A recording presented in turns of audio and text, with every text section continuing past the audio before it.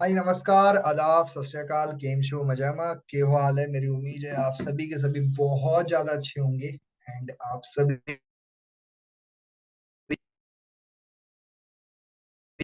ऐसी चीजों को समझ रहे हैं, अंडरस्टैंड कर रहे हैं। एंड दोबारा से अभी आपने जो है चीजों को समझने के लिए अपना आज का वक्त निकाला है, अपना वक्त दे रहे हैं काम को समझने के लिए, या फिर आपको बुक को समझने में इंटरेस्ट लेने के लिए आपने अपना टाइम निकाल रहा है। अब डायरेक्टली आ जाते हैं मुद्दे पे। आज का जो बुक है उसका नाम है यू कैन विन, और उसके अंदर हमने चैप्टर को सीएल वाइज कंप्लीट कर रहे हैं, जिसमें से हमने प्रीवियस में 7 चैप्टर्स अभी डिस्कस कर लिए हैं। अब आज हम बात करेंगे अभी इस वाली वीडियो में डायरेक्टली 8 से लेकर के 11 चैप्टर तक। ठीक है। सो एंड तक बने रहना, बिकॉज इसके हर चैप्टर्स के अंदर वैल्यूज हैं, एग्जाम्पल्स हैं, स्टोरीज हैं, बातें हैं जो आपके लाइफ को और ज्यादा बेहतर कर देंगे। मेरा सजेशन आपको ये है कि आप वीडियो एंड ऑडियो से चीजें सीख ही रहे हो, मैं तो सजेस्ट करूंगा आप इस बुक को खुद से रीड भी करो। बिकॉज इसमें बहुत सारी बातें हैं जो कि एक वीडियो में, एक चीज में नहीं कवर की जा सकती है। मैं तो सजेस्ट करूंगा आप इस बुक को खरीदिए, इसको बाय करिए और इसको रीड करिए, और मेरे को फिर बताना आपने इसमें और क्या क्या चीजें सीखी है आपने। राइट। चलो फिर ज्यादा बिना किसी देरी के, बिना किसी टाइम को आगे खींचे ना, हम आज के चैप्टर को आगे बढ़ाते हैं। तो दोस्तों, जैसे मैंने आपको बताया कि अभी हम चैप्टर नंबर 8 डिस्कस करें, जिसमें 25 डेवलप पर्सनैलिटीज के बारे में बात की गई है। कैसे आप 25 वो तरीके हैं जैसे आप अपनी पर्सनैलिटीज को चेंज कर सकते हो, अपनी पर्सनैलिटी पे काम करके उस पे ग्रोथ ले सकते हो। ठीक है। तो वो क्या चीजें हैं, कैसे करनी है, क्या क्या कदम उठाने हैं आपको उसके लिए, वो सारी बातें अब हम करने वाले हैं। तो प्लीज अपने डायरी पेन ले लीजिए, कैमरा ऑन कर लीजिए, बार बार बोलने का मौका मत दीजिए। मुझे पता है संडे वाला दिन है तो कुछ वो, और जो ईद है वो 10 तारीख को है, तो आपके पास में कोई दूसरा और कुछ वो नहीं है कि आप लोगों के पास कोई और वजह है कि आप कैमरा ऑफ रखो। सो प्लीज अपने कैमरा ऑन कर लो, वरना बेखामती का कुछ अच्छी अच्छी चीजें बोल दूंगा, आपका मुंह बन जाएगा। ओके, सो हम आ जाते हैं डायरेक्टली मुद्दे पे। हाँ, तो कैमरा ऑन कर लीजिए प्लीज, मुझे बुलवाइए मत, वरना बेखामती का कुछ अच्छा खासा कुछ बोल दूंगा, मुंह बन जाएगा आपका। वो मैं नहीं चाहता संडे वाला दिन बेकार हो जाए आपका। ठीक है। सो दोस्तों, चैप्टर 8, अच्छी शख्सियत बनाने के 25 तरीके, 25 ways to develop a good personality. So कैसे आप उसको डेवलप कर सकते हो, कैसे उस पर काम करके आप अपने लाइफ को इनहेंस कर सकते हो, वो सारी बातें इस चैप्टर में डिस्कस करेंगे। तो ध्यान से समझना, मैंने इस चैप्टर की पीपीटी तैयार करने के लिए ज्यादा वक्त दिया है अपना, तो काफी ज्यादा अच्छी लगी मुझे ये चैप्टर। ऐसा नहीं है बाकी चैप्टर इतनी अच्छी नहीं है, लेकिन ये मुझे कुछ ज्यादा ही बेहतर लगी, क्योंकि इसमें 25 चीजें बताई गई है, एक ही चैप्टर में डिस्कस कर दिया। सोच के देखिए। ठीक है। तो दोस्तों, सबसे पहली चीज होती है रिस्पॉन्सिबिलिटी लेना। आपकी लाइफ में जिम्मेदारी जब तक आप चीजों की नहीं लेते हैं, तो क्या होगा कि आप हर चीज से भागना शुरू कर दोगे। आपको रिस्पॉन्सिबिलिटी लेनी होगी, खुद की भी, अपनी फैमिली की, अपनी खुद की, अपनी पर्सनैलिटी को समझना पड़ेगा। ठीक है। आपको जवाबदेही होना पड़ता है। जब तक आप जवाबदेही नहीं बनोगे, कोई फायदा नहीं। यहाँ पे एक बहुत अच्छी लाइन लिखी है ब्रैकेट में, स्टॉप दी ब्लेम गेम। काफी लोग ब्लेम गेम में अपनी सारी जिंदगी निकाल देते हैं। उस वजह से नहीं हुआ, इस वजह से नहीं हुआ, ये कारण है, वो कारण है, फलाना कारण, ढिमकाना कारण है। मेरी बात को समझ के देखिए। अगर आपका सारा टाइम इन्हीं सब चीजों में निकल जाएगा, तो आप अपनी लाइफ में फोकस करोगे। तो प्लीज इन सब चीजों पे फोकस करिए कि आप ब्लेम गेम ना खेलिए, रिस्पॉन्सिबिलिटी लीजिए।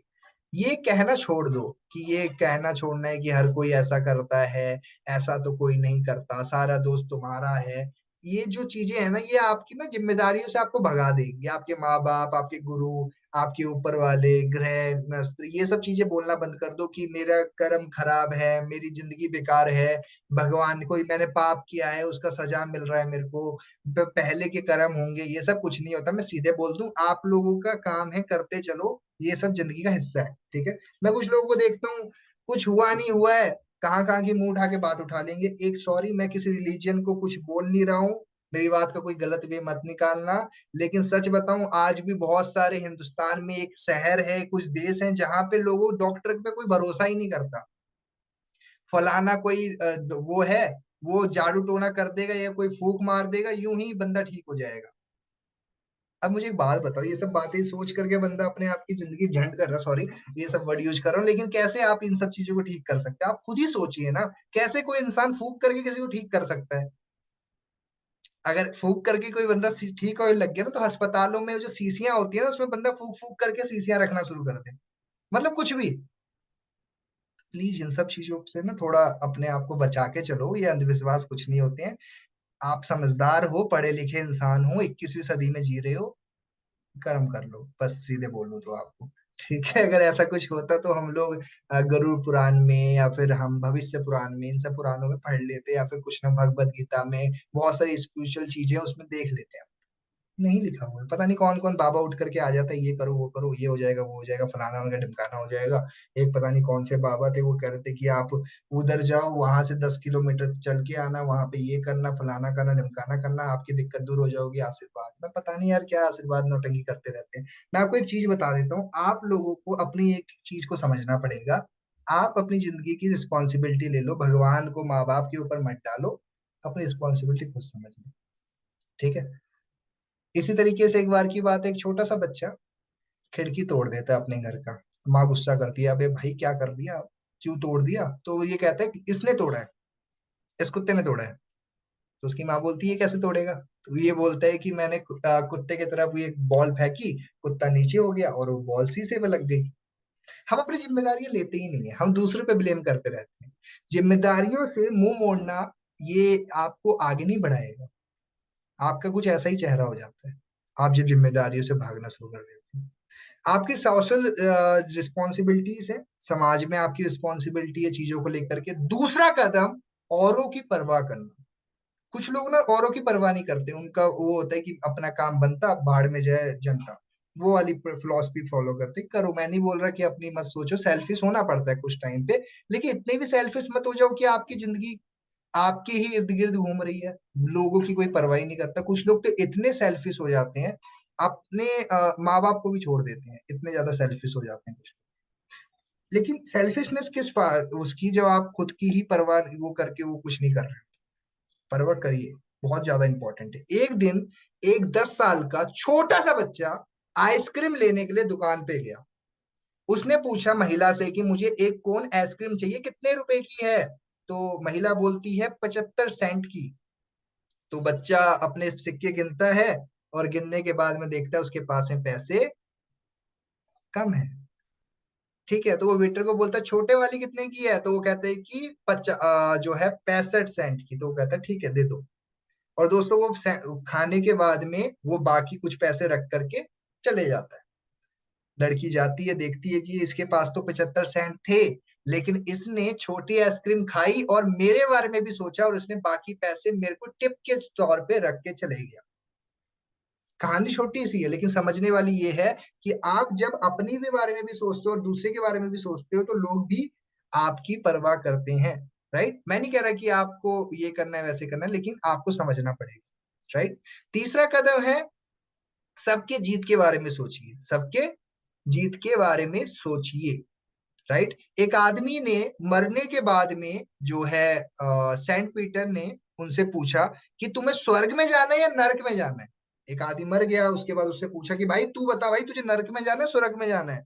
तो पता है वो क्या बोलता है?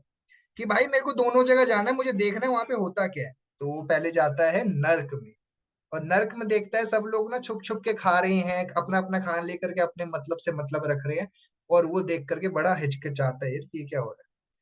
उसके बाद में वो जाता है स्वर्ग में। स्वर्ग में देखता है वो सब लोग एक दूसरे के साथ बैठ के खा रहे हैं, मिलजुल के खा रहे हैं। कहने का मतलब ये है कि आपकी जिंदगी भी कुछ ऐसी ही है। जब आप लोगों की परवाह करते हो, लोगों के साथ मिलजुल के रहते हो, आपकी जिंदगी अच्छी होती है। लेकिन आप लोग टूट के चल रहे हो, कैसे फायदा हो? राइट। चौथा कदम है अपने शब्दों पे सावधानी रखना। आप क्या मुंह से वर्ड निकालते हो? दोस्तों, आपके वर्ड आपको बनाते हैं, आपको बिगाड़ते भी हैं। जैसे शब्दों का इस्तेमाल करोगे, वैसे ही आपकी जिंदगी हो जाएगी। ठीक है। जो मन में आया बोल दिया। कुछ लोगों को देखता हूं मैं, जो मन में आता है मुंह से निकाल देते हैं, सोचते नहीं है, समझते नहीं है। लेकिन मैं आपको एक बात बता देता हूँ, अगर आपका व्यवहार ऐसा है ना कि जो मन में आया बोल देते हैं, जो भी आ रहा है चलता रहेगा, तो इससे दिक्कत क्या होगा कि आपके व्यवहार खराब होंगे, आपके रिलेशंस खराब हो जाएंगे, दिक्कत हो जाएगी। ठीक है। एक बेवकूफ बिन सोचे समझे बोलता है, एक बुद्धिमान सोच समझ के बोलता है। आई रिपीट, एक बेवकूफ जो है बिना सोचे समझे बोलता है, और एक समझदार सोच समझ के बोलता है। यहाँ पे एक लाइन लिखी हुई है, टॉक लेस मोर वन। कहने का मतलब क्या है? बोलो कम, सुनो ज्यादा। कुछ लोग बोलते बहुत है। राइट। एक किसान ने अपने पड़ोसी की निंदा करी, बहुत बुरा भला बोला। अपनी गलती को जो है का एहसास होने के बाद में वो पादरी के पास गया। और पादरी के पास जाके उसने क्षमा मांगी। उसने बोला कि पादरी साहब, मैंने अपने नेबर को बहुत उल्टा सीधा बोला। पादरी ने उसको बोला कि एक काम करो, ये लो पंख ले लो, पंख लेकर के जाओ, मार्केट में जाओ और जा करके गिरा देना। तो जाता है और जा करके किसान क्या करता है, जा करके पूरा जो पंख उंख होता है सब कुछ हवा में उड़ा देता है। ठीक है। और जब वो खाली थैला लेकर के वापस पादरी के पास पहुंचता है तो उससे पादरी ये बोलता है कि एक काम करो, दोबारा से वो जितने भी पंख तुमने उड़ाए थे ना, वापसी से इसी में लेके आ जाओ। तो वो बोलता है, किसान बोलता है कि वापसी कैसे मैं इसमें लेके आ जाऊं। तो वैसे ही वो उसको बोलता है कि उसी तरीके से आपके वर्ड होते हैं, आपके शब्द होते हैं, एक बार मुंह से निकल गए तो निकल गए, वापसी नहीं लौट के आएंगे। तो आपको अपने शब्दों का इस्तेमाल बड़े ही वाइजली करना बहुत इंपॉर्टेंट है। पांचवा कदम है आलोचना और शिकायत करना। Don't criticise and complain. कुछ लोग बहुत ज्यादा कंप्लेन करते हैं चीजों को लेकर के। जब मैं आलोचना की बात करता हूं तो मेरा मतलब ये नहीं कि नकारात्मक आलोचना। हम आलोचना क्यों ना करें? जब किसी की बुराई की जाती है, उसका रवैया खुद को बचाने का हो जाता है। एक आलोचक एक ड्राइवर को पागल बना देता है और एक जो बैक सीट ड्राइवर होता है की तरह होता है वो। ठीक है। कहने का मतलब ये है कि अब जैसे मान लो गाड़ी ठुक गई है, आप पीछे बैठे हुए हो, तो आप बोलोगे यार मेरी कोई गलती नहीं, गाड़ी जिसने चला रहा है उसकी गलती है, राइट। और उसके बाद वो आगे वाला बोल रहा है कि जो पीछे बैठ रहा है उसने मेरे को ठुकवा दिया, उसने बोला इधर लेके जाओ, इधर लेके जाओ। आलोचना आपके रिश्ते खराब कर देती है। दूसरे में मैं आपको बताना चाहता हूँ, आपको कोच बनना नहीं है, शांत और धैर्य रखिए। आलोचना समझना है, आलोचना मत करो। तीखे स्वभाव मत रखिए, उल्टे सीधे वर्ड मत निकालो मुंह से, किसी को मत बोलो। दूसरे इंसान को अपनी सफाई देने का मौका दीजिए, उसकी गलतियां सुधारने का मौका दीजिए। ठीक है। किसी को कुछ बोलने से पहले 10 बार सोचिए। ठीक है। संबंध तोड़ देना ये बेहतर काम नहीं है। कुछ लोग बड़ी जल्दी अपने रिश्ते तोड़ देते हैं, बड़ी जल्दी लड़ाइयां कर लेते हैं, ये चीजें ठीक नहीं है, इसको समझना बहुत जरूरी है। ठीक है जी। आलोचना दायरे में रखिए, सीमित रखें, उस बहुत ज्यादा जरूरी है। ठीक है। नेक्स्ट पॉइंट है आलोचना स्वीकार करना। कुछ लोग ना अपनी गलतियां मानते नहीं है। मैं कहूंगा कि आप इसको यूज कर सकते हो किसी को सुधारने के लिए। ठीक है। शिकायतें करना बहुत गलत बात है, इन चीजों से बचना है आप। ठीक है। 6 पॉइंट आ चुका है हमारा। मुस्कुराएं और दयालुपन। फेस पे स्माइल रखिए। आपकी लाइफ में ना अगर आपके फेस में स्माइल रहेगी ना, आप हर चीज को खुशी से जी सकते हो। 7वां पॉइंट है आपका व्यवहार का अच्छा अर्थ निकालो। कुछ लोग ना कुछ भी समझ लेते हैं, किसी भी चीज का गलत मतलब निकाल लेते हैं। मैं आपको एक चीज बोलूं, जब तक पूरी बात ना समझ में आ जाए, बिना मतलब का पहले से ही मत सोचो क्या हुआ है क्या नहीं। सोच समझ के वो करो। 8वां पॉइंट है बी अ गुड लिसनर। अच्छे लिसनर बनिए, सुनने की आदत डालो। सुनने की आदत डालोगे, इससे फायदा क्या है कि बहुत अच्छा रहेगा। ठीक है। बहुत बेहतर रहेगा, लोगों को सुनने की आदत डालो। ओके। ध्यान रखिए दोस्तों, सुनना दो तरीके से यहाँ पे समझ सकते हो आप। बाहरी रुकावटें होती है फिजिकल डिस्ट्रैक्शन, नॉइज, थकान। और अंदरूनी रुकावट होती है कि आप किसी और की बात पे ध्यान से सुन नहीं रहे हो, लीन नहीं है, सोच नहीं रहे हो, कुछ और ही सोच रहे हो आप। मन में पहले से कुछ बैठी हुई है बातें, वही सोच रहे हो आप। तो ये चीजें सोचना है, आपने ध्यान देना है इस पे। ठीक है। आगे बढ़ते हैं। नौवा है उत्साहित रहिए। एक्साइटमेंट रहनी चाहिए आपके अंदर। जब आप एक्साइटेड रहते हो, लोग आपसे पसंद करते हैं। 10वां पॉइंट आ चुका है ईमानदार और सच्चाई से लोगों की तारीफ करना। काफी जरूरी है, लोगों की तारीफ करो, ईमानदारी से लोगों की तारीफ करोगे, लोगों को अच्छा लगता है। तो आ जाओ जी 11वां पॉइंट। 11वां पॉइंट है, जब हम कोई गलत करते हैं तो उसे कबूल करें। जब आप कोई गलती कर रहे हो उसको मानो। कुछ लोग करते ही नहीं है। 12वां पॉइंट है तकरार नहीं। मतलब क्या है कि लोगों से बात करो, लड़ाई मत करो। लोग बात नहीं करते हैं, लड़ाई करते हैं। ये चीजें सुधारनी है आप।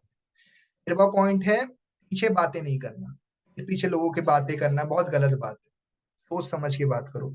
ये कुछ सवाल अपने आप से जरूर पूछो किसी के बारे में बात करने से पहले। क्या सच में इसमें कुछ सच्चाई है?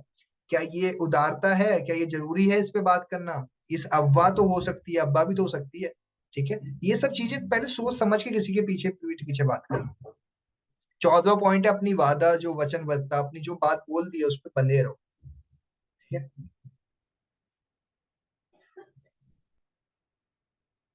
15वां पॉइंट है होने की उम्मीद ना करें। ये मत सोचो कि एक्सपेक्टेशन मत लगाओ किसी से कि ये हो जाएगा ऐसे हो जाएगा। 16वां पॉइंट है भरोसेमंद और वफादार। भरोसेमंद बनिए, वफादार बनिए, ठीक है। 17वां पॉइंट है अवॉइड वेयरिंग गर्जेस। मतलब क्या होता है, काफी बार ना हम लोग ना कुछ पुरानी पुरानी बातें लेके बैठे रहते हैं, तो उसी को अपनी जिंदगी में चला रहे होते हैं। ये सब चीजें करना बंद करो। बताइए। 18वां पॉइंट है ईमानदार है, निष्कर्ष पे अच्छे से पहुंचिए। 19वां पॉइंट है पेशेंस रखिए अपने अंदर, ठीक है। और 20वां पॉइंट है आपका हर रोज शीर्ष और अभ्यास करें, रोज डेली बेसिक चीजों को समझिए, ठीक है। और भी है यहाँ पे, खुश मिजाज रहिए, हंसते रहिए, ओके। मजाक उड़ाना बंद करो लोगों का। और 25वां पॉइंट है लोगों को अच्छा महसूस करवाइए। ये दोस्तों कुछ 25 कदम थे जो कि हमने इस चैप्टर में डिस्कस किया। अब आ जाते हैं डायरेक्टली आगे। यहाँ तक समझ आ गया आप सभी को? एक बार मुझे चैट बॉक्स में बता दीजिए।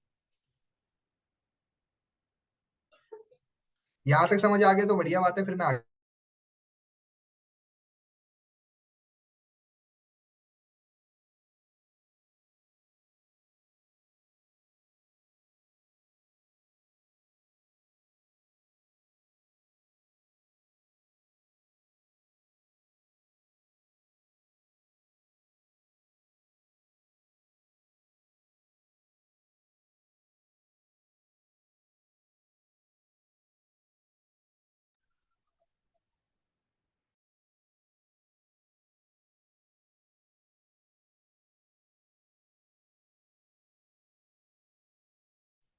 ओके ग्रेट, सो आगे बढ़ते हैं दोस्तों।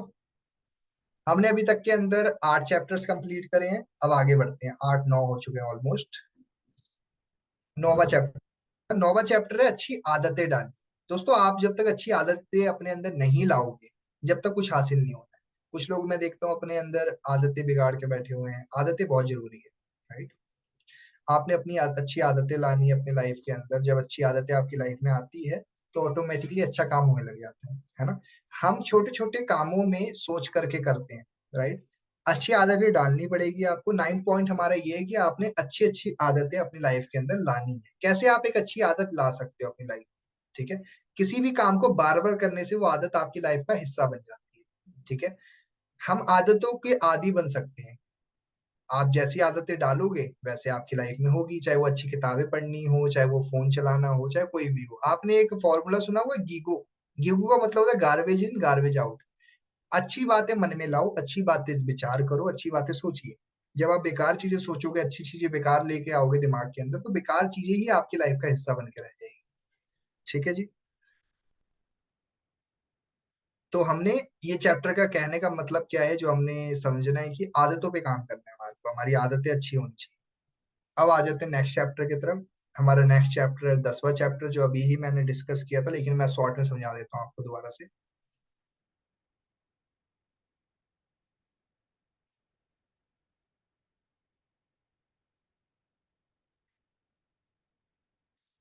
ओके, 10वां चैप्टर है गोल्स। गोल्स बनाने हैं आपके, बहुत इंपॉर्टेंट है। हमारे गोल दोस्तों, जब तक आप गोल्स बनाते नहीं हो तो कोई भी काम जल्दी नहीं हो पाता है। अपने गोल्स बनाइए। आप जब तक गोल्स नहीं तैयार करोगे वो चीजें होगी नहीं। गोल्स दीजिए, अपने गोल्स बनाइए, ठीक है। आपने इन चीजों का ध्यान रखना है। ये क्या चीजें हैं जो हम गलतियां करते हैं? फेयर ऑफ फेलियर, जो गलतियां कर देते हैं, फेयर ऑफ सक्सेस, ये चीज सब चीजें हैं जिसको आपने ध्यान देना है। कभी गलती से प्रोकास्टिनेशन नहीं करनी है। अपनी लो एस्टीम हाई रखिए हमेशा। ये सब चीजों पे फोकस करिए आप, बेसिक पॉइंट से। 11वां पॉइंट था अपने नैतिक वैल्यूज को समझिए। आपके जो नैतिक वैल्यूज है, जो आपको लाइफ में आपको भगवान द्वारा मिले हैं, उसकी कदर करिए। वही आपको बनाती है, वही आपको बिगाड़ती है। सो दोस्तों मेरी तरफ से शुक्रिया, धन्यवाद आप सभी का, इतनी देर बने रहे। एंड जो पॉइंट आपका मिस हो गया है या रह गया है, मैं आपको उसकी ट्रेनिंग्स वगैरह जो है वो अभी प्रोवाइड कर दूंगा। आप उसको स्लाइड को करके आप देख सकते हो, ठीक है। तो मेरी तरफ से ऑल द बेस्ट है। और आपने जो कुछ भी सीखा इस किताब से, अपने